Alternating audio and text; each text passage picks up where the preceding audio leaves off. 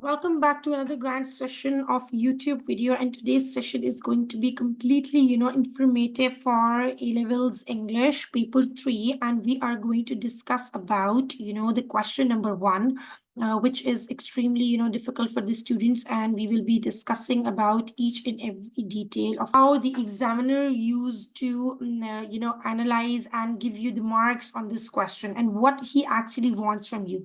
So the question basically comes like this in section A. Analyze how text A exemplifies the various ways in which the English language has changed over time.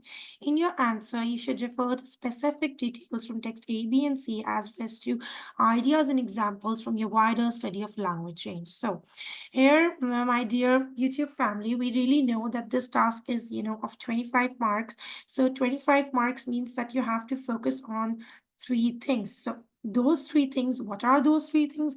I am going to tell you right now through the marking scheme in detail. So if the students have any ambiguity, they can definitely get the idea from it. All right, so let's just screen share once again. All right, so the marking scheme, which is something very important to know before, going on to the text, that how the English language has changed over time. How are we going to analyze this question? So there are few sentences which we have to embed in the text, which are very, very important. We cannot miss them. There are three ways we are going to, analyze our text. Some first thing is lexis and semantics. We have to, analyze the text in the form of lexis and semantics. We have to mention, the meaningful sentences and extract the semantics from it and, mention it in detail. Then the second thing, which is very important, is the grammar and syntax. We have to extract the grammatical terms, the terminologies of the grammatical and syntax, of course, and we have to, create the sentences accordingly. And then comes the graphology, because we have text A, B, and C. So in all these three texts, we are going to go about in this way. So let's see, there are a few sentences which the examiners shared. The lexis moment used in a formal sense to mean import or importance is rarely used in today's society. So this is, the sentence we are going to create a comparison, picking up two of the words, and we're going to embed this sentence. Then comes, another thing which we are, writing, like repetition of the word. We are going to mention in any of the a sentence wherever you feel like there is a repetition of the word, like danger, in danger to the Commonwealth. He is in grave danger, and truancy is the dangerous way, makes the topic sound urgent and important, although possibly more emotive than a modern day report. So it's going to be, this way you have to embed this straight line right away. All right. Then in the text C, the words wayward and incorrigible have become less frequent in use, shown in text C. You might have seen that in the graphs, they have used these words, wayward and incorrigible. So why have they used these words? We are going to comment on it as well, which is probably demonstrative of cultural and societal changes over time. We are going to embed this sentence exactly as it is. This is the answer which I am telling you. We need to structure our answer like this, my dear friends. And then comes, okay, let me just show you that where these words wayward and, incorrigible are mentioned. Wait a minute.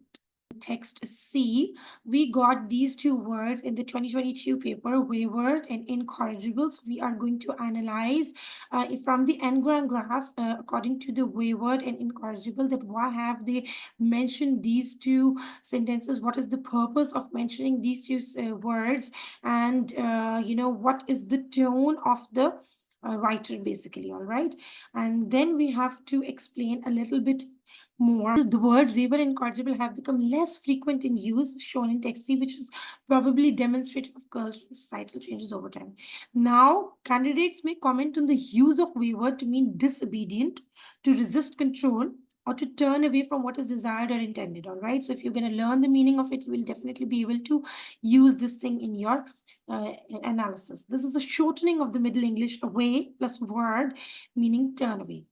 The antonym of this to word meaning willing, compliant, or obliging. This is the exact way you are going to do the analysis. This appeared in the 18th century, although untoward meaning difficult to deal with. has been retained. All right, then you have to separately creating an analysis on incorrigible, which means incapable of being corrected, and it is also derived from the Latin correct with the prefix in. All right, there's a prefix mentioned in it, so if you're analyzing things, go into the detail of analyzing each and every word in the things. All right, then the use of the word Commonwealth as a common noun is unusual today, as it is usually used as a capitalized proper noun, Commonwealth, to refer to the specific political unit. This could be seen as an example of lexical narrowing. So these are the words, my dear friends and students, whomsoever is watching this video, you need to practice every single day. These are the exact answers. If you are getting, questions like this of the analysis of on, English language has changed over time, and we are getting, a separate text every time. So we need to learn such sentences which we are requested to embed by the examiner. Then we definitely be able to ace in the exam to get the 5-band score. There is a brief acknowledgement that girls may also trot along with boys, but the text otherwise solely refers to males. And then you have to comment by extracting that which verbs are used. If there are modal auxiliary verbs, ought and should are used, mention it to present definite actions, whereas also give the reason why these, modal auxiliary verbs are used, why this, inverted commas thing has been, used. This is what we are commenting on the text. Whereas contemporary English might provide different levels of modality. The collocates of crime shown in text B suggest that earlier texts perhaps focused on more extreme and serious offenses and the associated punishments, whereas the more recent collocates include prevention and a focus on time of crime corporate crime. This is the way we need to, and this is extracted from the text. Whatever we need to extract from the text, we're going to embed it in the form of invert brackets. Then comes the grammar and syntax analysis. This is the whole thing. You can, take the screenshot of how we are going to go about from the grammar and syntax analysis. There are emotive structures, the sort of language which we are using, the phrases which we are embedding, and the shorter sentences possibly, the bullet points we need to comment on. Then the dummy subject, it. Even we need to focus on this word dummy subject, it, and a verb phrase in the sentence. Little matters it. We are going to comment on these, little things as well. Then use of plural subject pronoun we, and where it is used, we are going to highlight that whole sentence in the form of brackets. All right, and then wherever they have used repeatedly anything, for example, mostly in the text passive voice has been employed, so we are going to say that there is a repeated use of the passive voice, and where it is actually used, mention it, give the reference of it. It's equally important that if you are giving the references of things which you are mentioning in the analysis from the text, then definitely your answer will be of great weightage. This seems to remove agency, and then you have to give the reason after why this thing has been used. Where have they used the passive voice? Why have they used it? What is the reason behind it? Okay, so there are 3 things you need to go about. Then comes the graphological analysis. Graphology means, indentation to clarify the text for the reader. And there are lack of line breaks. Of course, there were lack of line breaks between paragraphs, no longer typical for, form of the formal report presentation. There were shorter paragraphs. So we need to mention that, all right? And closed punctuation, for example, full stop. Even we need to comment on the closed punctuation, and where it is used, we need to cite it. And in the previous era, in the past, in the history of English literature, there were Roman numerals which were, frequently used. So now they are no longer typically used. So there is a comparison between that time and now time about the Roman numerals. Use of Roman numerals in the chapter heading is distinct from contemporary English, all right, in which numerals are rarely used. This was all about the things which we need to analyze the answer from. This is actually, I showed you the answer. You have to write your answers according to lexis and semantics. You have to mention the grammar and syntax and learn these words by heart. Repeat these words every day and start practicing them. Embed these words or these sentences in your piece of structures. Like if you get the question like this. Sophisticated expression with a high level of accuracy, content is fully relevant. Ideas are developed throughout in a sophisticated manner.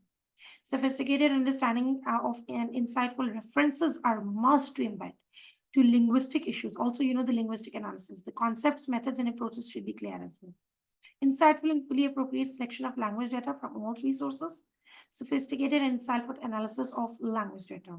And then, the synthesis of evidence from all three sources of language data, then it is going to be of altogether 25 marks. 5 marks for this, 5 this, and, 13 to 15 marks for this, all right?